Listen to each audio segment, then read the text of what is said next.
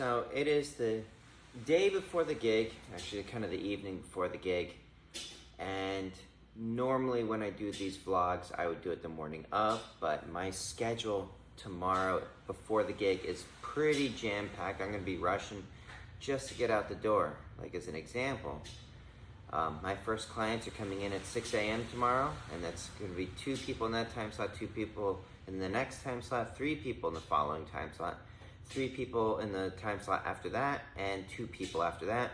Plus then I'm gonna get like a couple minutes break, and then I've got a call with the president of a live events association. So I'm not gonna have a whole lot of time to update my vlog and tell you about what I think is gonna happen.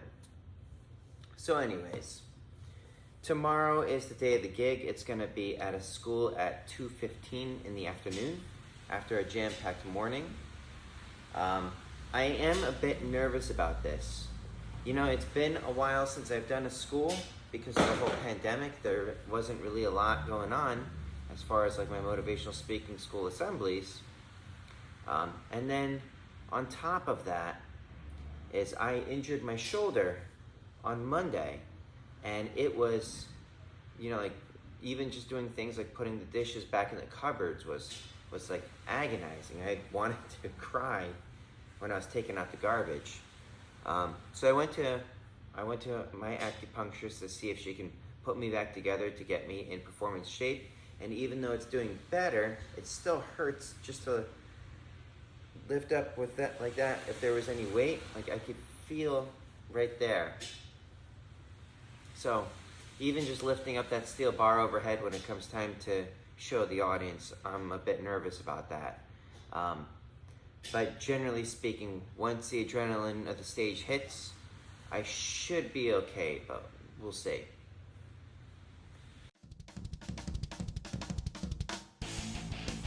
Everybody, let's give a very loud round of applause for author, inspirational speaker, and world record holder, Eric Moss.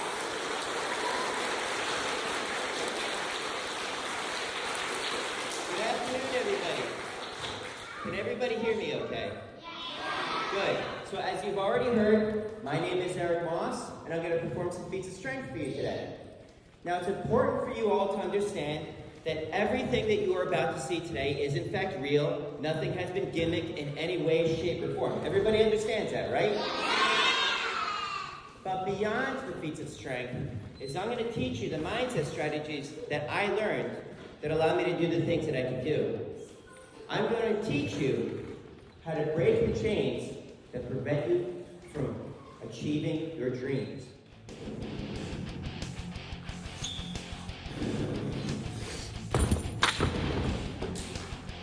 Well, I have got to get that off this cat. 60-pin nail, also known as a 6-inch spike.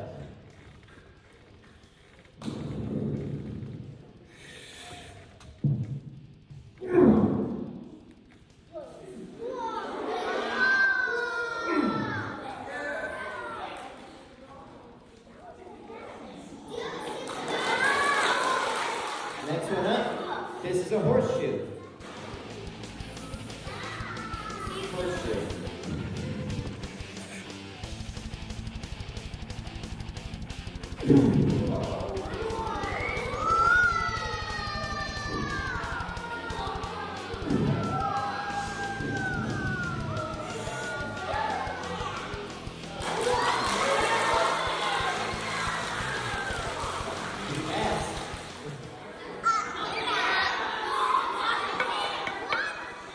Everybody knows what this is, right? This is a frying pan.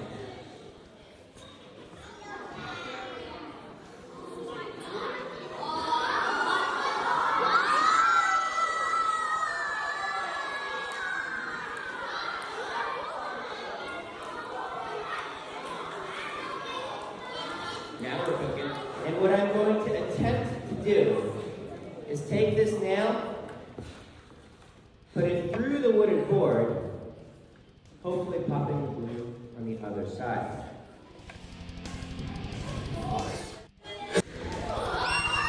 This is structural steel. This is what they use when they make buildings and bridges and railroads. I like to use it as a symbol of something that is believed to be impossible. Structural steel.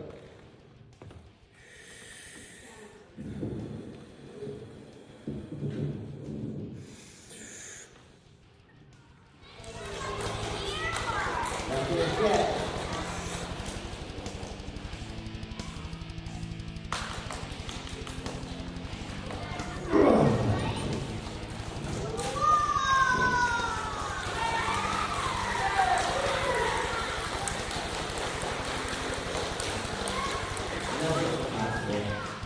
This is reinforcing skill.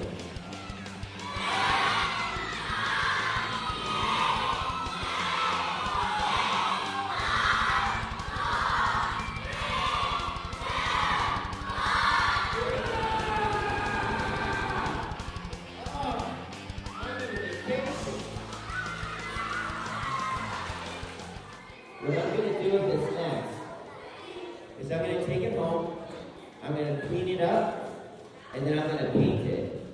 And then I'm going to give it to someone that is fighting cancer to inspire them to fight the good fight.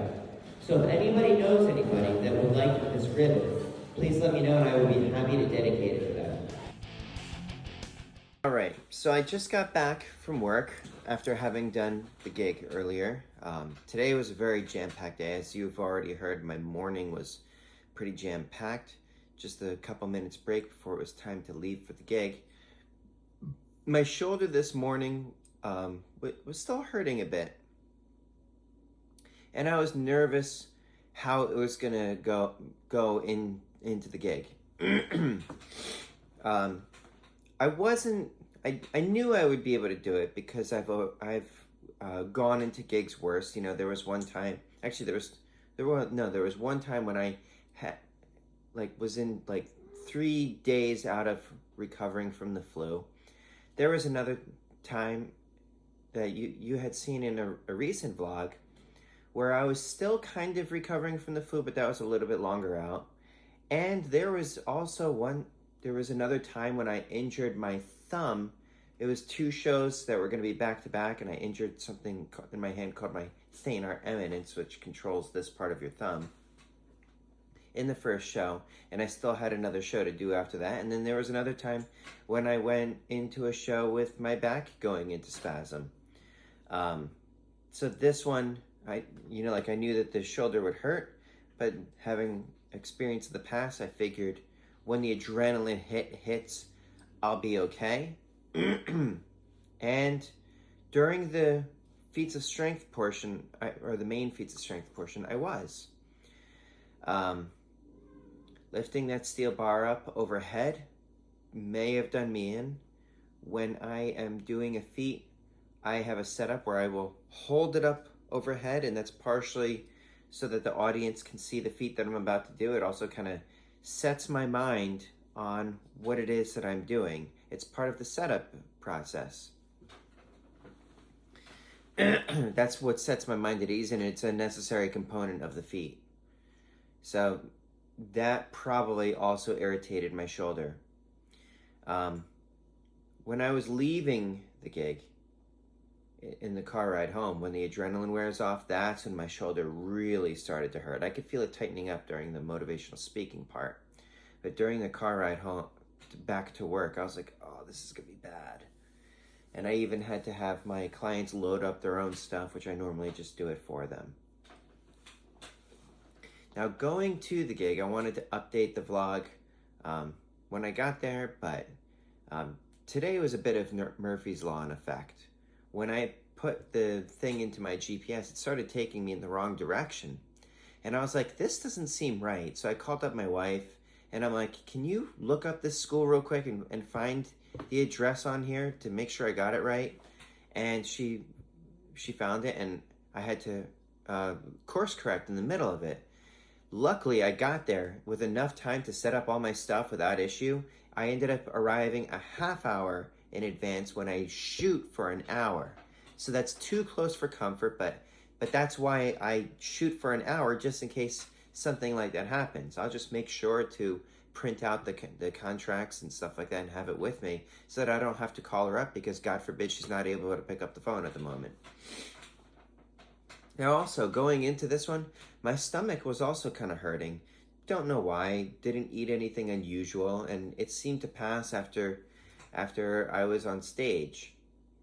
Now, as far as the feats, you know, like, I kind of judge a successful show based on like how well I do with the feats, how I feel I presented the message, and the audience reactions.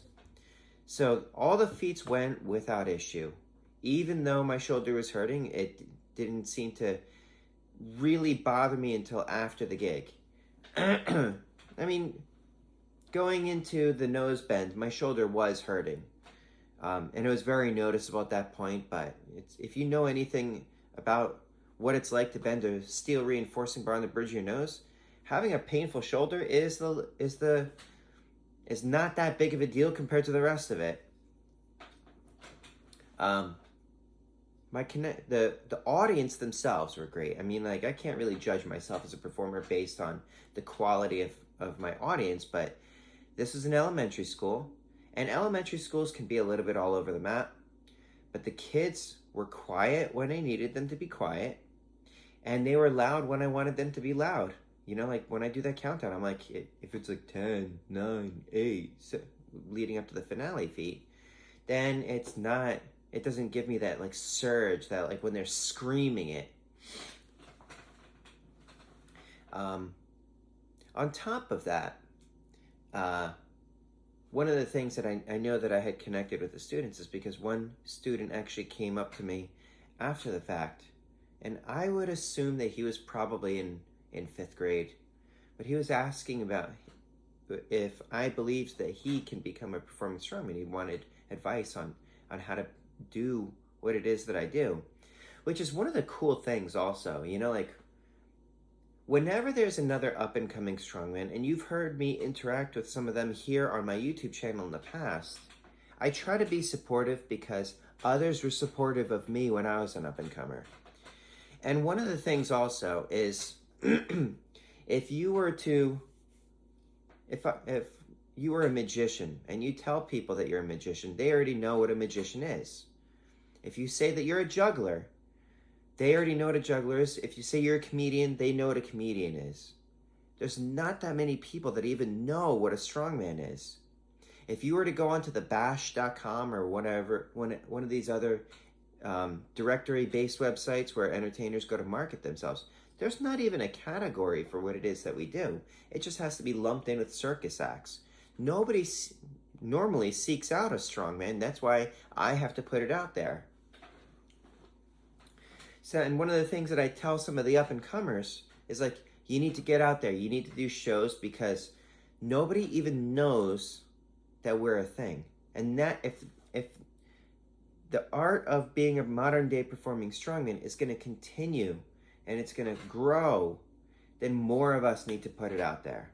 So one of the things that's nice is, like, when someone is asking me how to become that, it's me helping to essentially create the generation that's going to come after my time is done. But anyways, I'm going on a tangent. So I know that I connected with this kid when he's asking me for some advice.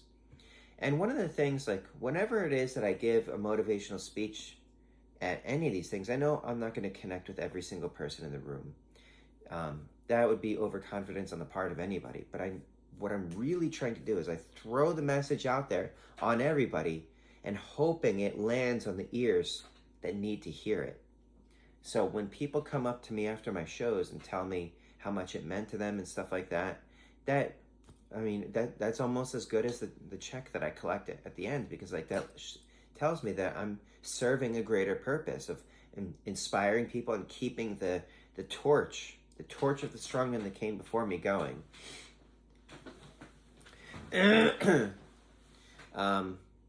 I feel like there's more that I wanted to say. I don't know if you can see it, but like I feel like this shoulder is up a bit more than the others. That's the one that's hurting, and I feel like it's pulling towards my head. Actually, when I was in the car ride home, I felt it radiating all the way up into my skull. So it made me want to pull my head like this. But I mean, that sort of thing comes with the territory. I haven't had a chance to review the video footage yet. I wanted to get my thoughts out while they're fresh because it was a long day today. You know, starting at 6 in the morning. I had just gotten back, and right now it is 7:20. So, and that's including running a full-time personal training studio while being a modern day performing strongman and balancing both of them. So I wanted to get my thoughts onto a video while they're still fresh before I start getting real tired at night. Anyways, I hope you enjoyed following me along with this. I hope you enjoyed the behind the scenes footage. If you enjoyed the content, please let me know by hitting that like button.